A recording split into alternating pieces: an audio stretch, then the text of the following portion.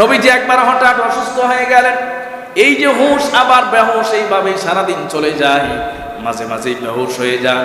আম্মা জান আয়েশা সিদ্দিকা রাদিয়াল্লাহু তাআলা আনহা বলেন, মাঝে মাঝে নবীজি বেহুশ হয়ে যায়, মাঝে মাঝে আবার হুঁশ। আবার নবীজির মনের মধ্যে সংশয় সৃষ্টি হয়ে যায়। একবার ওযু করেছেন, মনে করলেন ওযু মনে হয় করেন নাই, আবার ওযু করতেছেন, বলে আয়েশা আমি কি ওযু করেছি নাকি এবার নতুন করতেছি।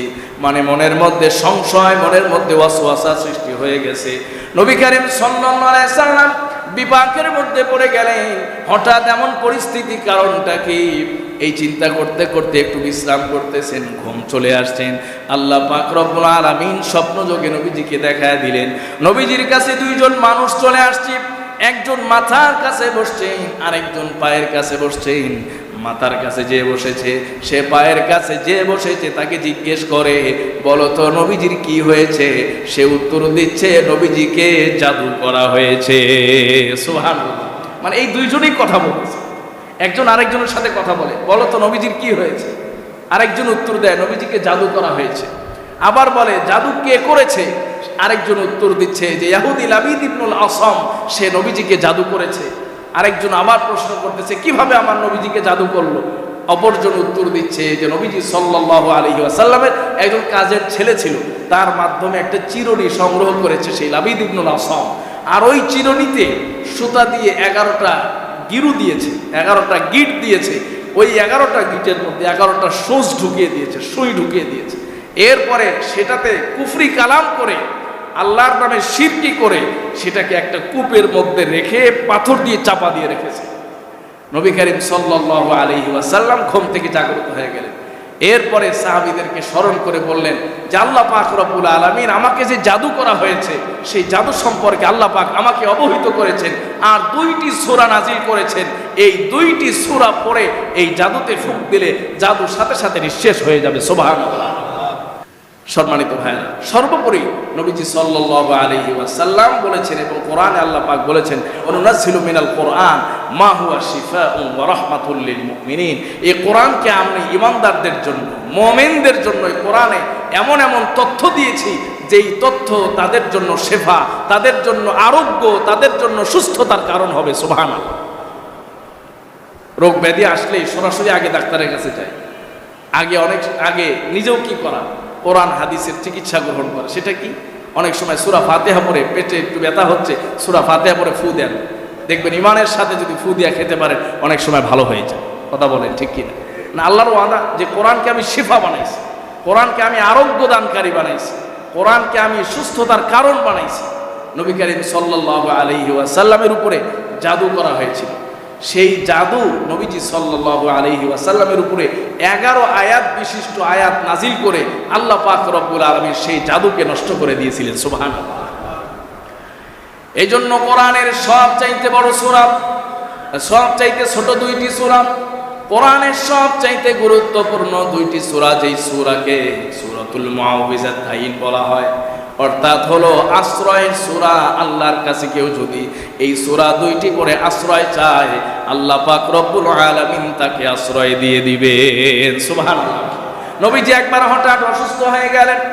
এই যে হুঁশ আবার বেহুশ, এইভাবেই সারাদিন চলে যায়। মাঝে মাঝেই বেহুশ হয়ে যান।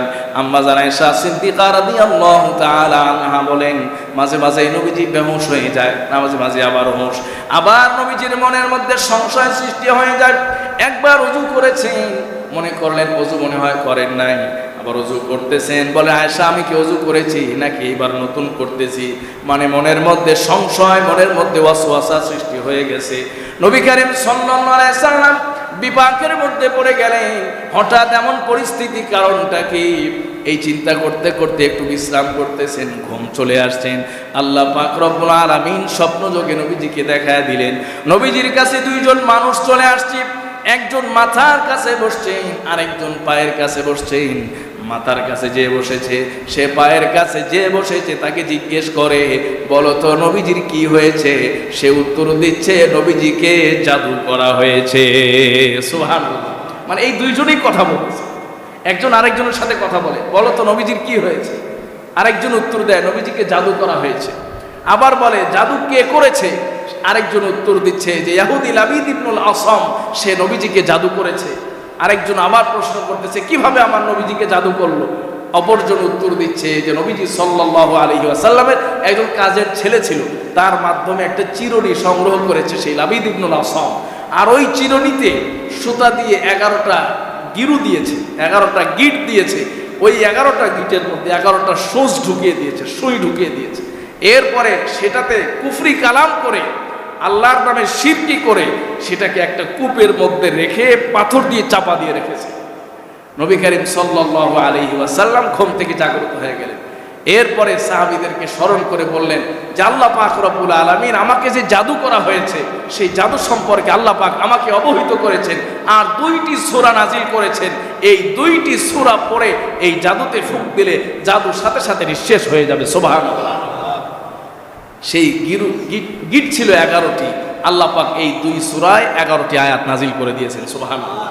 এই জন্য এই 2 সূরার নাম হলো সূরাতুল মুআউযিজাতাইন, কুল আউযু বিরাব্বিল ফালাক মিন শাররি মা খালাক ওয়া মিন শাররি গাসিকিন ইযা ওয়াকাব ওয়া মিন শাররিন নাফাসাতি ফিল উকাদ ওয়া মিন শাররি হাসিদিন ইযা হাসাদ, কুল আউযু বিরাব্বিন নাস মালিকিন নাস ইলাহিন নাস মিন শাররিল ওয়াসওয়াসিল খান্নাস আল্লাযী ইউওয়াসওয়িসু ফি সুদুরিন নাস মিনাল জিন্নাতি ওয়ান নাস। আওয়াজ করে বলুন সুবহানাল্লাহ।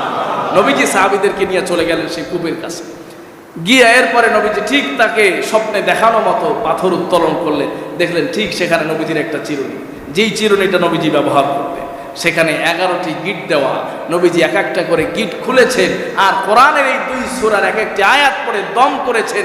11টি গিট খোলাও শেষ, নবীজি সুস্থ হওয়াও শেষ। আওয়াজ করে বলুন সুবহানাল্লাহ। সম্মানিত ভাইয়ারা, এই জন্য অনেক সময় আমরা কবিরাজের কাছে দৌড়দৌড়ি করি। এই 2 সূরা যদি আমরা আমল করি অনেক বিপদ মুসিবত থেকে আল্লাহ পাক আমাদেরকে হেফাজত।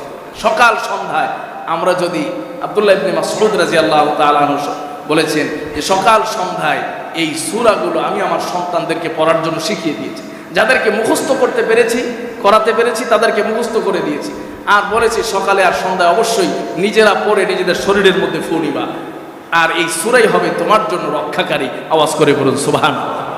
আর তিনি বলেছেন আর যেই সন্তান আমার পারে নাই, ছোট ছিল, তার শরীরের মধ্যে কাগজে লিখে এরপর আমি এটা লাগিয়ে রেখেছি যেন এই সূরার ওসিলায় আল্লাহ পাক তাকে হেফাজত করেন। সুবহানাল্লাহ। সম্মানিত ভাইরা, এই জন্য পানি পড়ার জন্য শুধু হুজুরের কাছে আসতে হবে না। এই 2 সূরা পড়ে পানি পড়ে নিজেরাও কি খেতে পারো, নিজেরাও পানি ছিটাতে পারো, নিজেরাও এই কোরআনের আমলের মাধ্যমে অনেক আরোগ্য আমরা লাভ করতে পারবো এবং সুস্থ থাকতে পারবো। সম্মানিত ভাইরা, আল্লাহ সুবহানাহু ওয়া তাআলা আমাদেরকে যে সুস্বাস্থ্য নামক যে বড় নিয়ামত, এই নিয়ামতকে যেন মূল্যায়ন করার তৌফিক দেন। সকলেই পড়ি আমিন। এখন এই সিজনে এই প্রচণ্ড গরমের কারণে বিভিন্ন ধরনের রোগ ব্যাধি সৃষ্টি হচ্ছে, বিভিন্ন পরিবারে হচ্ছে। আল্লাহ সুবহানাহু ওয়া তাআলা আমাদের প্রত্যেকটি পরিবার এবং প্রতিটি পরিবারের প্রতিটি সদস্যকে আল্লাহ সুবহানাহু ওয়া তাআলা যেন অবশ্যই আমাদের এই রোগ ব্যাধি বালা মুসিবত থেকে হেফাজত করেন। সকলেই পড়ি আমিন। এখন অনেক পরিবার কালো জাদুগ্রস্ত, অনেক পরিবার বিভিন্ন ধরনের বদনজর, এগুলো কিন্তু আসলে সত্য হাদিসের কথা। এগুলোতে আক্রান্ত, অনেক সময় বাচ্চারা আক্রান্ত, মহিলারা আক্রান্ত, দুষ্ট জিন দ্বারা আক্রান্ত। মানুষ বছর বছর যাওয়ার পরে অনেক সময় বুঝে না।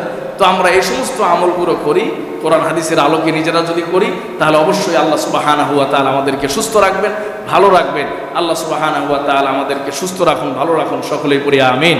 ওয়া মা আলাইনা ইল্লাল বালাগ ওয়া আখিরু দাওয়ানা আনিল হামদুলিল্লাহি রাব্বিল আলামিন।